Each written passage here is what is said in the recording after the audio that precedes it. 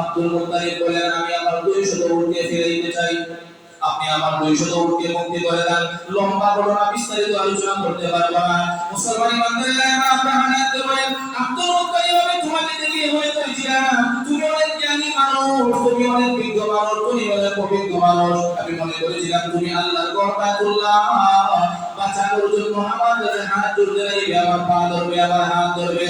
এটা হইল তোমার বাপ দাদার ধর্মের প্রতীক, এটা হইল তোমার বাপ দাদার ধর্মের মাত্র আমাদেরকে বাঁচানোর জন্য বলবে। আল্লাহ পয়গম্বরের দাদা আব্দুল মুত্তালিব বলেন, আমি হইলাম উটের মালিক, উটকে বাঁচানোর জন্য আমি আপনার করেছি। আর কাবা হইল আল্লাহ এবং তার খলিল ইব্রাহিম আলাইহিস সালামের ঘর, এটাকে বাঁচানোর দায়িত্ব না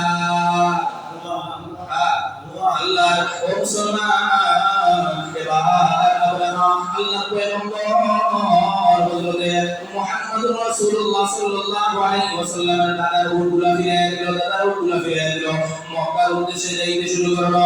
আব্দুল মুত্তালিব গিয়ে মক্কার মধ্যে বসলেন।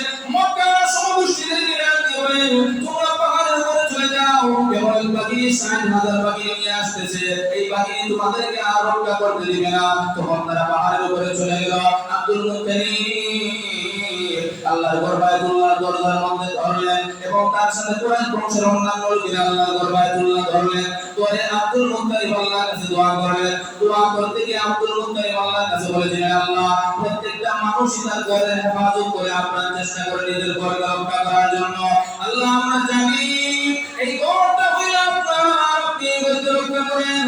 কাফের বেঈমান ইহুদি নাসারা খ্রিস্টানরা যদি আপনার এই ঘরকে ধ্বংস করতে না পারে, আগামীকাল যেন তাদের চক্রান্ত আপনার শক্তির চাইতে বিজয়ী না হইতে পারে।